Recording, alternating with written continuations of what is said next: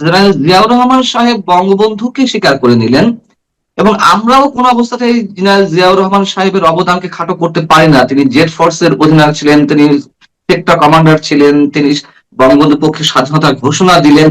এগুলো মানুষের মধ্যে, মানুষের মনস্তাত্ত্বিক চেতনায় অন্যভাবে নাড়া দিয়েছিল, মুক্তিযুদ্ধের স্পিড বাড়িয়েছিল। এগুলো তো আমার কথা, এগুলো তো নিশ্চয়ই আপনি আর ভালো বলবেন, আপনার কাছ থেকে আমরা যেটুকু জেনেছি। সেই জায়গায় এসে তাহলে পুরো শব্দগুলো, পুরো ব্যাখ্যাগুলো কেন আমরা পাচ্ছি না? কেন একটু একটু করে তুলে ধরা হচ্ছে, বা কিছু কি বাদ দেওয়া হচ্ছে ইচ্ছাকৃত ভাবে? আমি বলি, একদিন আমিও থাকবো না, আপনিও থাকবেন না, যে কথাটা আমি বলছি, কেউই থাকবো না। আমরা এই জেনারেশন, মুক্তিযুদ্ধ যারা করছিলাম এই জেনারেশন, এবং তার পরবর্তী জেনারেশন, মুক্তিযুদ্ধের সন্তানরা যেদিন চলে যাবে, মুক্তিযুদ্ধ এবং মুক্তিযুদ্ধ 100 বছর, 100 ইয়ার্স, 3 যুগ, 30 এটাকে ইতিহাসের 90-99 বছর পরে গিয়ে সত্য কথাটা বের হয়। যেমন 1757 সনের পরে 1857 সন পর্যন্ত বলা হতো মির্জাফর দেশপ্রেমিক, সিরাজউদ্দৌলা বিশ্বাসঘাতক। 100 বছর, 100 বছর পরে প্রতিষ্ঠিত হইল, এবং এখন পর্যন্ত এবং অনন্তকাল প্রতিষ্ঠিত থাকবেন না। মির্জাফরই বিশ্বাসঘাতক, সিরাজউদ্দৌলাই দেশপ্রেমিক, এখন প্রতিষ্ঠিত। এটাই ইতিহাসের সত্য। আমরা যেদিন 100 বছর পরে, এখন মাত্র হয়েছে আমাদের স্বাধীনতার 55 ইয়ার্স, 55 বছর, আরো 45 বছর অপেক্ষা করতে হবে। 45 বছর আমরা যারা এখন কথাগুলো বলতেছি মুক্তিযুদ্ধ সম্পর্কে, তাদের অনেকেই আমরা বাঁচবো, তখন সত্য ইতিহাসটা বেরোবে। সেই ইতিহাস যাতে না বলে যে যারা যুদ্ধ করছিল এবং যুদ্ধ পরবর্তী প্রজন্মরা, এরা মুক্তিযুদ্ধকে সম্পর্কে মিথ্যা কথা বলে গেছে বা অসত্য কথা বলে গেছে এবং মুক্তিযুদ্ধকে ছোট করছে, আমরা যাতে ইতিহাসের কাছে কোনো কারণে আসামি হয়ে না দাঁড়াই, সেই কারণে আমাদের কথাগুলো, সত্য কথাগুলোই বলা দরকার। এইখানে যে জিনিসটা হচ্ছে, এটা রেশারেশি হচ্ছে। আওয়ামী লীগ ক্ষমতা এসে জিয়াউর রহমান সাহেবকে কোনো মূল্যায়ন তো করা দূরের কথা, এমনকি বলছে জিয়াউর রহমান পাকিস্তানের চর্চ। এগুলো খুব অসভ্য শ্রেণীর কথা। কারণ জিয়াউর রহমান সাহেব যে 27শে মার্চ কালুরঘাট বেতার কেন্দ্র থেকে মুক্তিযুদ্ধের ঘোষণা দিয়েছিলেন, দিল বঙ্গবন্ধুর নামে, একবার নিজের নামে, একবার বঙ্গবন্ধুর নামে, ঠিক আছে, বঙ্গবন্ধুর নামে দিল। এইটাই বাকিয়ে দিয়েছিল, এটারই গৌরব কি কম? এটার গৌরব কি কম? বঙ্গবন্ধুর নামে দিছে। হ্যাঁ, উনার কোনো এন্ডোর্সমেন্ট ছিল না, উনি তো পাবলিক প্রতিনিধি না, এন্ডোর্সমেন্ট বঙ্গবন্ধু দিল, বঙ্গবন্ধু। এটার গৌরব কি কম? এটার মূল্যায়ন তো আমরা শহীদ জিয়াকে করি নাই। এরপরে উনি সেক্টর কমান্ডার ছিলেন, ব্রিগেড কমান্ডার ছিলেন, জেট ফোর্সের অধিনায়ক ছিলেন। উনি সিলেট দখল করেছিলেন পাক বাহিনীর হাত থেকে 12ই ডিসেম্বর 1971 সাল। আমরা তার এই মূল্যায়নটা কোথায় করি? আমরা করি না। পাকিস্তানের ইঙ্গিতে যুদ্ধ করছে। জিয়াউর রহমানের যারা সমর্থক এবং এন্টি আওয়ামী লীগ যারা, এদের মনে একটা ক্ষোভের সৃষ্টি হয়েছে, বা এদের মনে একটা মানে কি বলবো, একটা হিংসার সৃষ্টি হয়েছে, যে এরকম একজন বীরকে যারা বলে চোর, তাদেরকেও আমরা সেই মূল্যায়ন করব না। এবং এটার সমস্ত ব্যাপারটাই কিন্তু বঙ্গবন্ধু বা জিয়াউর রহমান জীবিত থাকতে হয় নাই, এরপরে শুরু হয়েছে ঘটনাটা। বঙ্গবন্ধু কোনোদিন বলেন নাই জিয়াউর রহমান পাকিস্তানের চোর ছিল, সে যুদ্ধে গেছিল। আবার জিয়াউর রহমানও বলেন নাই যে বঙ্গবন্ধু কোনোদিন যুদ্ধ করে নাই, নেতা ছিলেন। আমার কথাগুলা, জিয়াউর রহমানের ওই যে একটি জাতির জন্ম, সেই জাতির জন্ম কথা থেকে জিনিসটা খুব পরিষ্কার। কাজে আমি এই জায়গাতে যাচ্ছি না, আমি এই জায়গাতে যাচ্ছি ইতিহাসের সত্য কথাটা বলাই প্রয়োজন। সত্য কথা না বললে পরে আমরা সবাই ছোট হয়ে যাব। কাজে আমি এত কিছু, এত রিস্ক নিয়ে আমি ইতিহাসের সত্য কথাটা বলছি। আমার হইতে পারে আরেকজন পছন্দ না করতে, কিন্তু আমি যা জানি, আমার চেয়ে বেশি বাংলাদেশে আছে, দুই একজন যে নাই তা না, আমার চেয়ে বয়সে বড় আছে কিছু, 2-3 জন জেলে আছে। তুফাইল আহমদের মতো লোকেরা এখন অকেজু, অচেতন হয়ে পড়ে আছে, জীবমৃত অবস্থায় আছে। আর যারা আছে তারা স্বাধীনতা বিরোধীদের কাছে বিক্রি হয়েছে 2-1 জন, আর নাই কেউ। আমি যা দেখছি, এই দেখাটা খুব বেশি মানুষ দেখে নাই। যিনি স্পিকার হয়েছেন, মাননীয় স্পিকার কিন্তু অনেক কিছু দেখছেন, কিন্তু উনি দেখছেন 25শে মার্চ থেকে। কিন্তু আমি দেখছি 1960-এর দশকের ফুল, 70-এর দশকের ফুল, মুক্তিযুদ্ধ ফুল। কিন্তু মাননীয় স্পিকার সাহেব উনি বীর বিক্রম, যুদ্ধে বীর বিক্রম, কিন্তু ইতিহাসটা দেখছে উনি 25শে মার্চ বা 26শে মার্চ থেকে। কাজে আমার চেয়ে খুব কেউ বেশি দেখছে, এটা যদি কেউ দাবি করে তাহলে এটা ঠিক আছে। এই জায়গা থেকে আপনি আপনি বলছিলেন যে জেনারেল জিয়াউর রহমান তো আর রাজনৈতিক নেতা বা কর্মী ছিলেন না, তাই না? এবং তিনি তার জায়গা থেকে তার অবদানটি রাখার চেষ্টা করেছেন। এবং যেটা আমাদের প্রধানমন্ত্রী তারেক রহমান যিনি বলছেন যে, আমি যদি আপনাকে একটু পড়ে শোনাই, আপনি নিশ্চয়ই পড়েছেন এটি। তিনি বলছেন যে আহ, আহ, বাংলাদেশের স্বাধীনতা যুদ্ধে শহীদ জিয়াউর রহমানের অবদান অনস্বীকার্য এবং তিনি একটি অনিবার্য চরিত্র। এটি আমরা সবাই স্বীকার করি যে জেনারেল জিয়াউর রহমান আমাদের মুক্তিযুদ্ধে একটি অনিবার্য চরিত্র। কথা তো হইতে পারে না, এই কারণে তো বলছি যেন যেন সত্যের সূর্য, প্রধানমন্ত্রীর মুখে যা বলছেন, সত্যের সূর্য যেন উদয় হতে শুরু করেছে, কথাটা তো আমি প্রথমেই বলছি। জিয়াউর রহমান বলছেন যে কিন্তু শহীদ প্রেসিডেন্ট জিয়াউর রহমান হঠাৎ করে কিন্তু স্বাধীনতা ঘোষণাটা দেননি। শহীদ জিয়া প্রথম জীবনে অবশ্যই রাজনৈতিক কর্মী ছিলেন না। এই জায়গায় আমাদের প্রশ্ন, যেহেতু তিনি রাজনৈতিক কর্মী ছিলেন না, তাহলে তিনি কিভাবে স্বাধীনতা যুদ্ধ ঘোষণা দেন? তিনি তার বক্তব্যের মধ্যে এই ধরনের কোনো ইঙ্গিত আসছে কিনা, এবং তিনি প্রকারান্তরে বঙ্গবন্ধুকে স্বীকার করে নিচ্ছেন কিনা, মানে তার বক্তব্যটি একেবারে খোলামেলাভাবে দেননি, একটু পরোক্ষভাবে দিয়েছেন।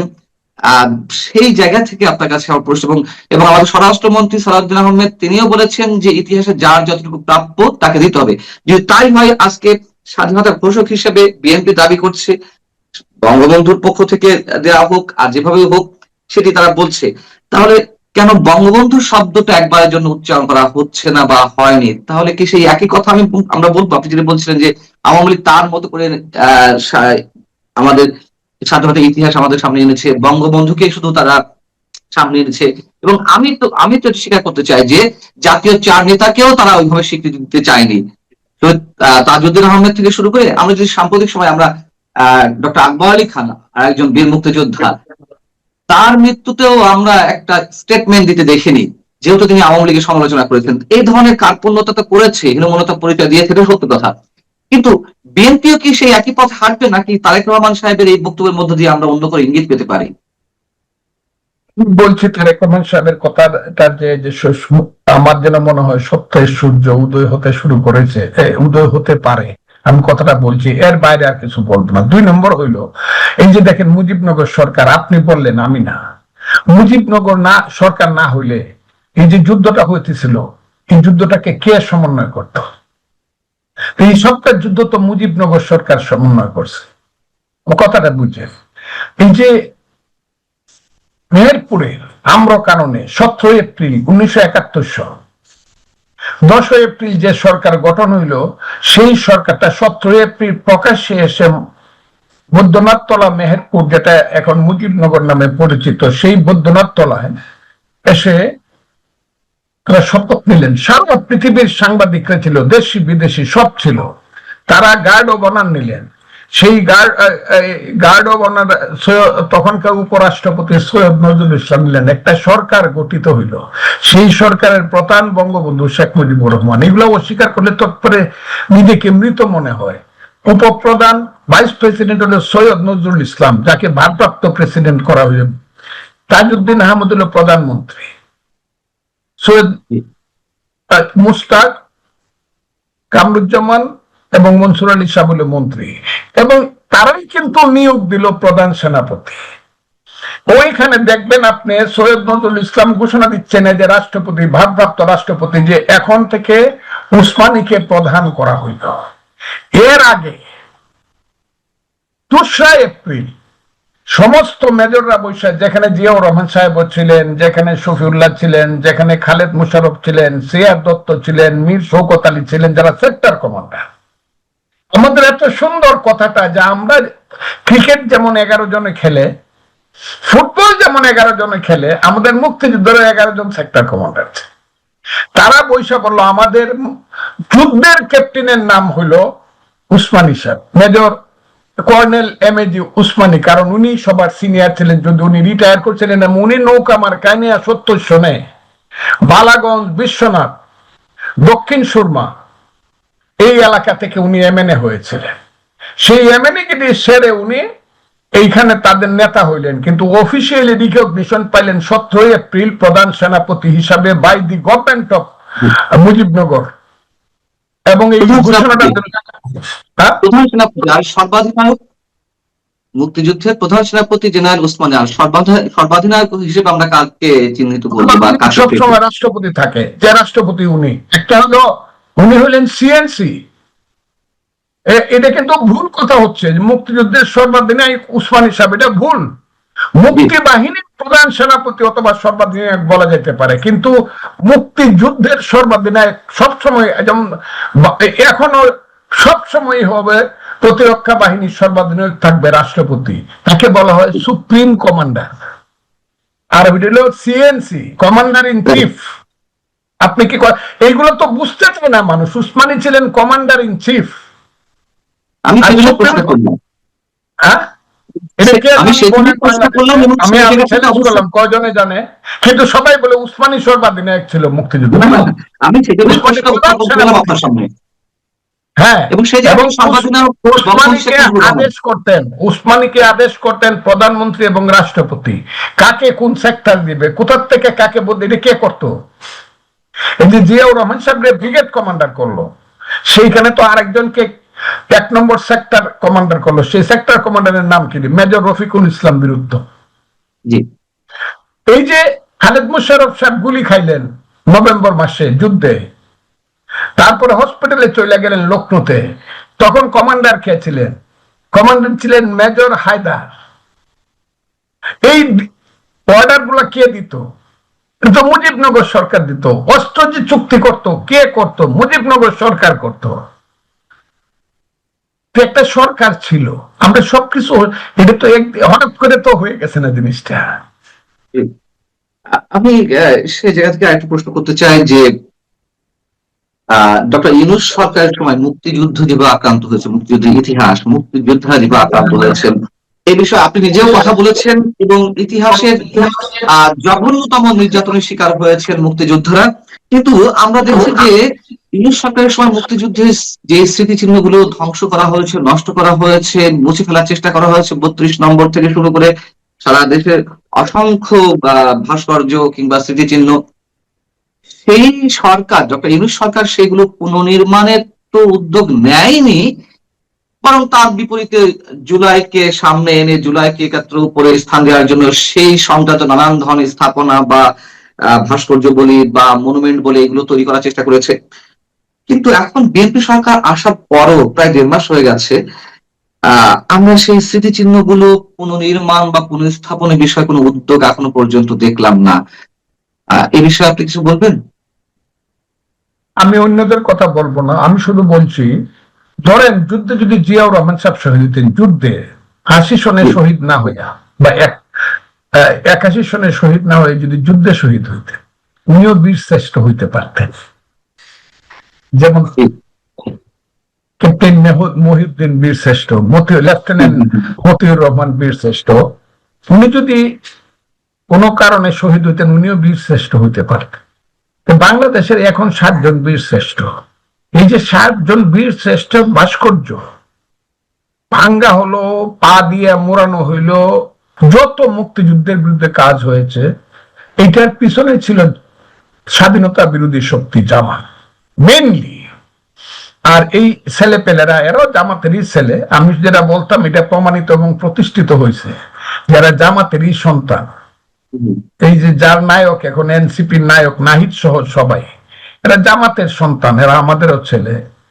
সেই জামাতের পরামর্শ হোক অথবা জামাতের চক্রান্তে হোক, সবগুলো যে কাজ হয়েছে, মপ টপ থেকে ধরে ভাঙ্গা চোরা সব, এটার সবার শেল্টার মাস্টার আমার কাছে হয়েছে। এটার নাম ছিল, ওনার নাম হলো অধ্যাপক মোহাম্মদ ইউনূস।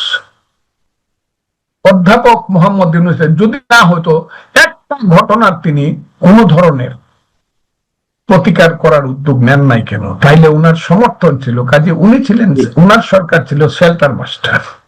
আমি এই কথাটা বলতে চাই। এবং আমরা জুলাইতে যারা নিহত হয়েছেন, আহত হয়েছেন জুলাই আন্দোলনে, তাদের বিষয়ে নানান ধরনের উদ্যোগ এখনো পর্যন্ত দেখতে পাচ্ছি বিএনপি সরকারের সময়। মুক্তিযুদ্ধ মন্ত্রণালয় থেকে যেমন মুক্তিযুদ্ধের ইতিহাস উপর গবেষণা, আবার জুলাই আন্দোলনের উপর গবেষণার জন্য 5 থেকে 25 লাখ টাকা পর্যন্ত ব্যক্তি বা সংগঠন প্রতি দেওয়ার ঘোষণা দেওয়া হয়েছে।